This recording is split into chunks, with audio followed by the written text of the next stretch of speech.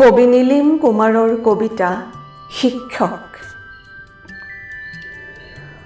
সকলো শিক্ষকেই মন্দিৰত বাস কৰে। সকলো শিক্ষকেই ছাত্ৰক আঙুলিত ধৰি পাৰ কৰাই ৰাস্তা আৰু দুখমোকালিৰ ঘণ্টা বজায়।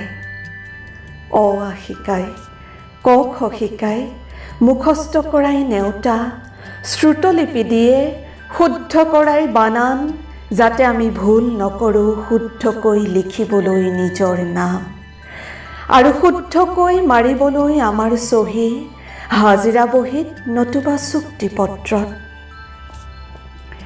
তেৱেই শিকায় আমাক একৰ লগত এক যোগ দিলে দুই, দুইৰ পৰা দুই বিয়োগ দিলে শূন্য। তেৱেই শিকায় আমাক শূন্যৰ কি অসীম মূল্য, শূন্যৰ কি নিদাৰুণ হাহাকাৰ। তেৱেই শিকায় আমাক গোটেই জীৱন যোগ বিয়োগ কৰিবলৈ, শূন্য হোৱাৰ পৰা বাচিবলৈ।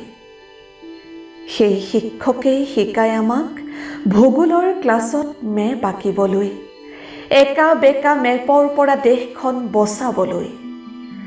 বুৰঞ্জীৰ ক্লাছত তেৱেই শিকায় পুৰণিৰ লগত যোগ দিবলৈ বৰ্তমান, বৰ্তমানৰ লগত যোগ দিবলৈ ভৱিষ্যত।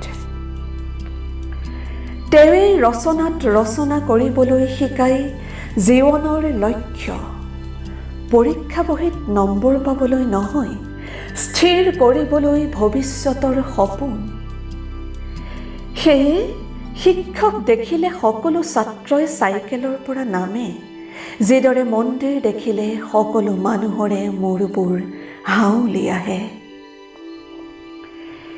এদিন এজন শিক্ষকে কৈছিল, সেই পাহাৰখনলৈ চোৱা, পাহাৰ মোৰ সহকৰ্মী শিক্ষক।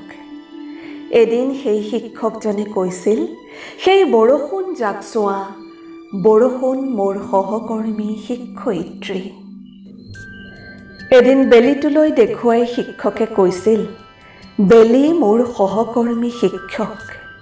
জোনটোলৈ দেখুৱাই কৈছিল, জোন মোৰ সহকৰ্মী শিক্ষয়িত্ৰী। আৰু আকাশলৈ দেখুৱাই কৈছিল, এই আকাশ তোমালোকৰ ব্লেকবোৰ্ড।